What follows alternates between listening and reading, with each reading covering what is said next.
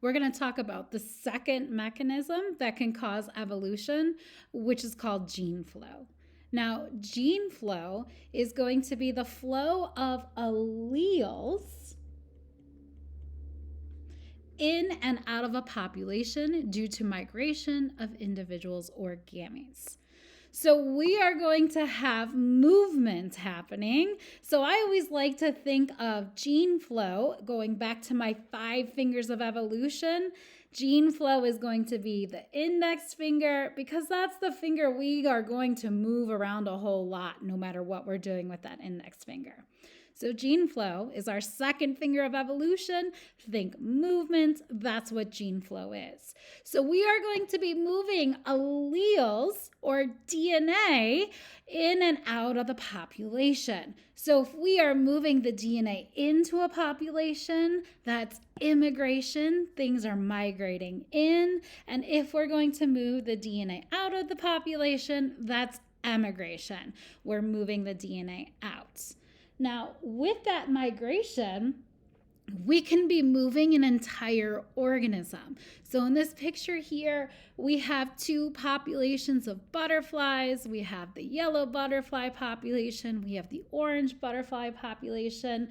And this yellow butterfly migrated to the orange one. So it moved over. It emigrated out of the yellow population and it immigrated to the orange population. So we can have the entire individual move, and that is going to bring in new DNA, those new alleles. Or sometimes it's not individuals that are moving, but gametes. Think about a plant. Sometimes when plants reproduce, they send their pollen out. That's not an entire organism, that's the gametes. They are sending that pollen out, and it can be carried far by the wind to a completely new population. So with gene flow, we have that movement of alleles that could be caused by either individuals moving or gametes, but we're talking about movements. Now, if we keep maintaining gene flow, then what we're going to have is genetic variation is going to decrease between our 2 groups. So maintain genetic variation decreases genetic variation between the 2 groups. We can see here in our butterfly example, we had a yellow population and we had an orange population.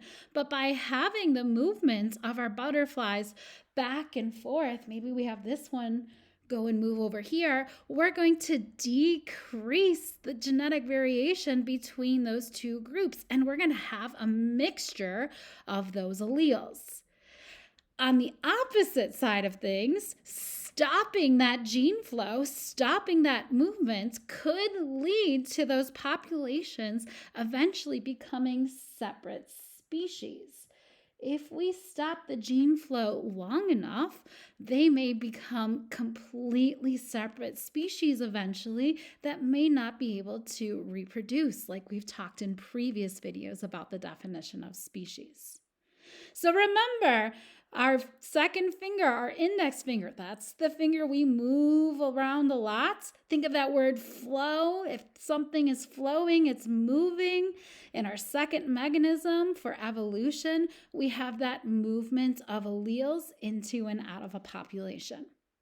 So let's do an example problem. This example problem says that the movement of genes from one population to another population is known as what? So we have movements. We're talking about flow. Flow is another way to say movement. So we have gene flow.